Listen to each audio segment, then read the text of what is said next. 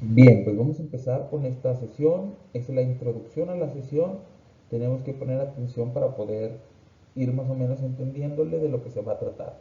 Bien, esta es la secuencia número 11, volumen de prismas, y el tema que vamos a estar trabajando en esta presentación es formas y fórmulas de los prismas. Hay que poner atención a todas las características, todo lo que se vaya diciendo para poder ir comprendiendo, ¿sale? Bien, vamos a empezar con qué es un prisma. Como lo dice ahí, un prisma es un cuerpo geométrico sólido con caras planas y base poligonal sin curvas. ¿Sale? Entonces, un cuerpo geométrico tiene forma, tiene volumen, lo cual significa que nosotros lo podemos tocar y lo podemos ver más allá de los dibujos. ¿Sale? Dice que las caras son planas. Si ustedes se fijan en los dibujos, las caras que son de colores, tanto verde como morado o como rosa, pues son planas.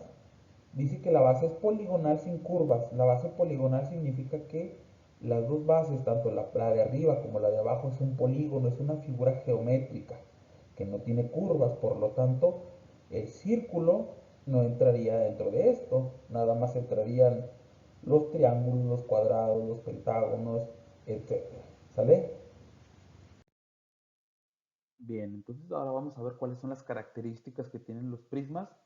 Dice ahí que los prismas como figura están compuestos por 5 elementos. El primero de los elementos son las bases, formada por dos polígonos regulares. Esto significa que las bases, como lo ven en la imagen, la que está seleccionada o subrayada o coloreada de forma amarilla, tiene la forma de un cuadrado.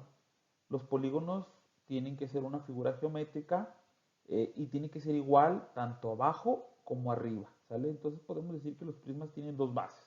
La base de abajo o la base de arriba, que a final de cuentas si lo llegáramos a mover, no importa porque ambas son iguales. El siguiente de los elementos que tiene un prisma son las caras. Dice que las caras son los paralelogramos laterales que forman las paredes del prisma y las bases. Se cuentan todas las superficies planas.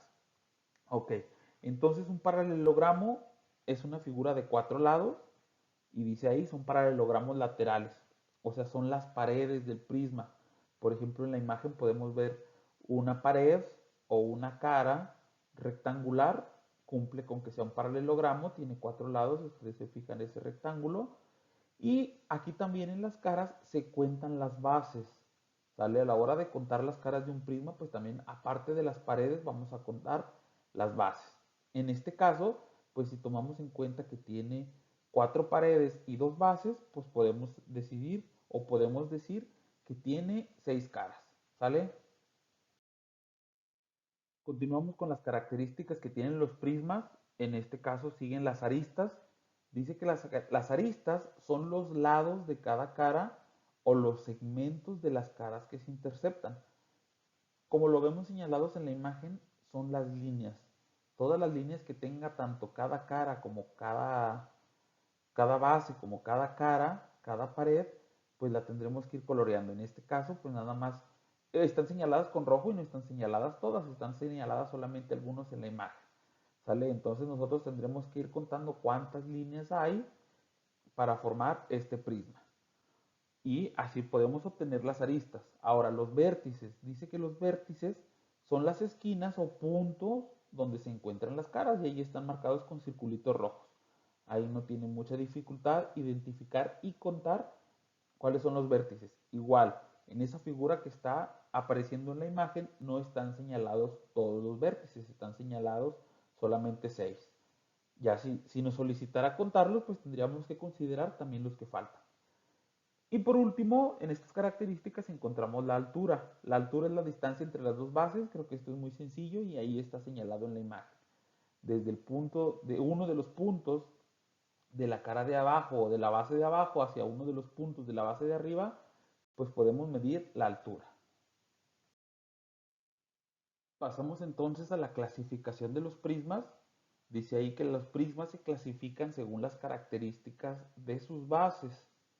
El número de lados de un prisma determina el nombre de un prisma. Aquí también hay que tomar en cuenta que el número de lados que tenga la base determina el número de lados del prisma, ¿sale? Ya las paredes o las caras están determinadas por la cantidad de lados que tenga la base. Asimismo, pues el nombre del prisma depende de la base. Por ejemplo, un prisma triangular es aquel que tiene una base de 3 lados o un triángulo como base. Un prisma rectangular es aquel que tiene una base de 4 lados o un rectángulo. Un prisma pentagonal es aquel que tiene una base de 5 lados o un pentágono como base.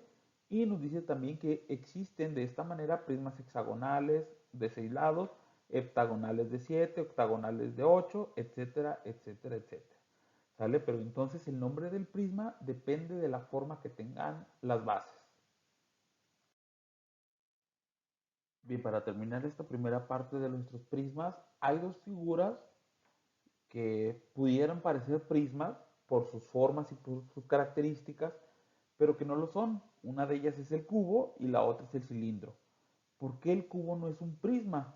Porque no cumple con las características que ya leímos anteriormente. Si ustedes se fijan, los prismas deben de tener dos bases iguales o dos bases de la misma forma, y en este caso el cubo, todas sus caras son de la misma forma. Entonces este cubo ya no es un prisma, ¿sale? Recibe su nombre aparte y está fuera de los prismas. Y en el caso del cilindro tenemos algo contrario. En el caso del cilindro sí tiene sus dos bases de la misma forma, tiene sus dos bases iguales que son círculos, pero aquí lo único que podemos ver es de que no cumple con la parte de tener caras, ¿sale? Recuerden que las caras son paralelogramos, o sea, figuras de 4 lados, y en este caso, en el cilindro no tenemos caras y mucho menos tenemos esas cuatro lados en cada una de sus caras, ¿sale? Posiblemente usemos estas dos figuras dentro de las sesiones de esta secuencia, pero no se nos olvide que estas dos figuras no son prismas.